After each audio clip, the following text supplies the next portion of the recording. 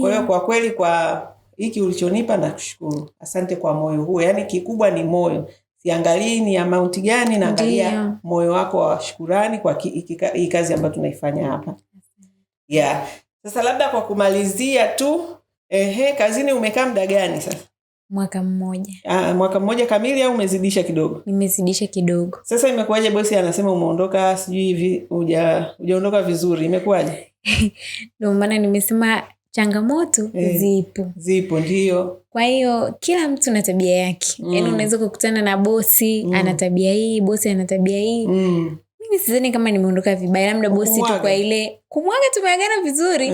Tena mpaka hizi siku 10 ambazo nimeongezea akasema, maana nikisema nimeondoka vibaya ningeondoka kuanzia tarehe 26. Hebu imagine. Ndio mkataba umeisha. Ndio mkataba wangu umeisha. Mwezi huu hapa wa 4. Mwezi wa 4. Kwa hiyo kuna siku zikaongezeka. Alafu bado anakuambia sijaondoka vibaya. Imagine mtu bado umemshikia hizo siku 10. Maana taratibu za kituo chetu ni kwamba miezi 2 kabla dada hajamaliza huaga bosi anaulizwa. Unataka kuendelea na dada? Renew mkataba. Ina maana mimi kuanzia ile tarehe 26 ilitakiwa nirudi zangu kituoni nije niripoti. Lakini still bado nimemuona yule dada ambaye alikuwa naye ameondoka. Bado yupo ana hali ya kuumwa, nimemsaidia. Na mwezi mzima uliopita alikuwa peke yake. Nikamsaidia. Maana yule dada mwingine ameondoka. Ina maana majukumu ya yule hata kama nilikuwa siwezi kuyakava, nilikuwa najitahidi yale ya muhimu nifanyeje? Niyakave. Lakini still bado anasema haujaondoka vizuri. Ina maana yeye alitarajia labda niendelee pale mpaka tena mwezi uishi apate mtu mwingine. Na mtu ninayeona pale amemleta ni mtu ambaye si kutoka kwa huku mradi wetu. Alafu naendeleaje pale bado yeye mwenyewe hajapiga simu kituoni kwamba tunaendelea. Akija kunizulumu nitamlilia nani? Hapo sasa. Na sina mkataba. Bosi wangu hajui. Alafu anasema bado nimeondoka vibaya. Sina kosa tena tumeagana vizuri na amenipa mshahara wangu leo na ningetakiwa kuondoka tarehe 26 lakini bado nilimvumilia. Na ilitakiwa tarehe 26 namaliza mkataba ni kwamba narudi kituoni. Otherwise siku 10 amekulipa. Hizo siku 10 hajanilipa. Alitakiwa kulipe. Amesema eti atanitumia kwenye simu. Umeona uswahili sasa? Umeona kwa hiyo hapo makosa niliyofanya yani hapo sina hata wa kumlilia. Wewe huna hata wa kumlilia lakini kiukweli anatakiwa akulipe. Ofisi itaongea naye akulipe. Kwa sababu ulichokifanya ni kitendo cha kiungwana. Umekaa na mtu mwaka mzima. Sio vema kukurupuka tu kuondoka wakati unamuona yuko kwenye mazingira ambayo sio rafiki. Sio vema kabisa. Kwa hiyo wewe umefanya ungwana mzuri kabisa ambao ni wa kibinadamu na yeye anatakiwa afanye ubinadamu hizo siku 10 ya kulipe. Maana yeye anadai kwamba kwa nini uniulizi kwamba na nini? Kwa nini uniulizi kwamba nimepata mtu au sijapata? Na wakati najua kituo changu kipo na ya kutokupata hiyo ni mipango yake ambayo alitakiwa aifanye toka miezi 2 kama unavyosema kabla mkae chini akuulize mimi vipi niendelee, tunaendelea ili nilipe kule mkataba mwingine au la mimi nimetafuta dada sehemu nyingine haina shida. Kwa hiyo siendelee tena na ofisi yenu. Kwa hiyo tarehe ikifika unaondoka. Jamani, hebu tuache uswahili. Mabosi mbona mimi nawatetea sana. Nasema mabosi wenye hela hawana mbambamba Maana kama unamlipa mtu 300 kwa mwezi, uwezi kuwa ni sio watu wa 50 huko mtaani mtu tuache ndo anaikaeka kweli. Lakini kama ni bosi ambaye unaweza kuafford kumlipa dada 300, hebu tuende na status hizo za kwetu hizo. Kwa hiyo mapema kabisa unaweka mipango na mipangilio. Dada tuendelee ili uweze kujipanga. Kama unatafuta dada mwingine sawa, kama una renew unaendelea na contract huku kwetu, hata kama sio dada huyo ni dada mwingine tofauti, basi weka mipango mapema ili baadaye usianze tena kumnani dada kumfanya kama vile yeye. Maana mimi ni smart. Unaponikalisha bila taarifa yoyote kwamba una renew, alafu niendelee tu. Kwanza ndaonekana ni smart gani asiojielewa. Umemaliza mkataba.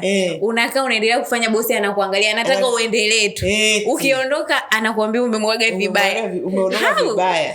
Kwa hiyo hapo ni misunderstanding tu ndogo ameshindwa tu. Nafikiri message imeenda bwana. Watu jamani wadada tunapozungumzia makundi ya smart na professional tunazungumzia watu wanaojielewa, watu wanaojitambua. Kwa hiyo tuondokane na ile dhana ya hawa dada ambao mnaagiza huko vijijini ambao hawajui hata kudai mishahara yao ni shida. Mtu anakaa tu mwaka unakuja unamsingizia hata kaiba mradi tu mzuri. Hayo mambo ya hapana. Hata unamsingizia hafanyi kazi zangu vizuri. Mtu amemaliza mkataba wake jamani. Kwa hiyo naomba mabosi tujirekebishe kwenye hilo. Message sent and delivered kwa naini kwa mabosi wote. Na udili na wadada wanaojitambua, jitahidini na nyie communicate. Wasiliana mapema. Dada tunaendelea au hatuendelee? Kwa sababu hawa wana mipango na mipangilio. Umesikia mipango ya Salma? Anataka kuanzisha ranchi lake huko, kashaona parefu, ameanzisha biashara, ziko zinaendelea. Kwa hiyo anapojua mkataba wangu unaisha muda fulani, kashapanga labda naenda nikacheki biashara yangu, nijue inaendeleaje, alafu kama nikuja kuendelea na kazi ndio nirudi. Yaani mtu ana mipango. Sasa wewe bosi tena unakuaje una mipango? Kwa hiyo mimi nimemuelewa vizuri Salma, na naomba kwa kweli huo ni wito kwa mabosi, kwa sababu mabosi wengi huaga na kasumba ya kuwadharau sana hawa wadada. Yaani hata tu kwenye mipango ya kila siku. Kuna dada mmoja ni professional, anafanya kazi huko Oysterbay huko. Yaani huwezi kuamini bosi wake yani anamchukulia kama kamtoa mtaani. Hampi ratiba za chakula, lakini anataka saa 7 chakula kiko mezani. Lakini dada anamwambia bosi kuna mahitaji haya, bosi kuna hii, bosi tupange mapema ratiba ili mimi nikipika nikupikie kitu kitamu kizuri. Bosi anakuja kumkurupua saa 6, alafu anataka cha saa 7 chakula. Huyo ni professional, yuko na professional. Kwa hiyo jamani, hebu jitahidini mabosi kuwarahisishia hawa wadada pia maisha yao. Wasiliana na dada kwa habari ya mkataba unaisha, wasiliana naye ujue mipango na mipangilio yake. Utakuja kumlaumu dada akaondoka sijui vibaya, kumbe ni uzembe wako mwenyewe. Huku communicate naye mapema.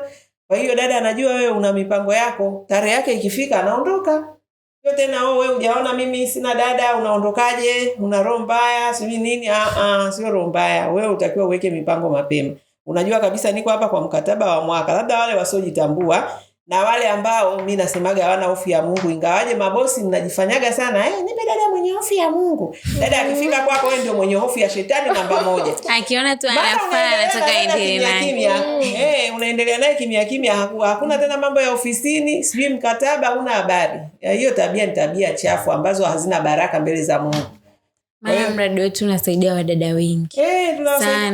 Tunawasaidia wadada wengi sana. Sasa utakapotaka kuendelea na dada alafu uripoti kituoni, ina maana sasa unaua mradi. Ndio. Unaua mradi na kuna watu nyuma, sio wewe tu ulopata kazi. Kuna watu nyuma yako wanakuja wengi. Salma, na wewe umeenda pale ulikuwa huna hata hiyo connection ya kupata kazi sehemu ya 300. Unasahau kwamba alokupeleka.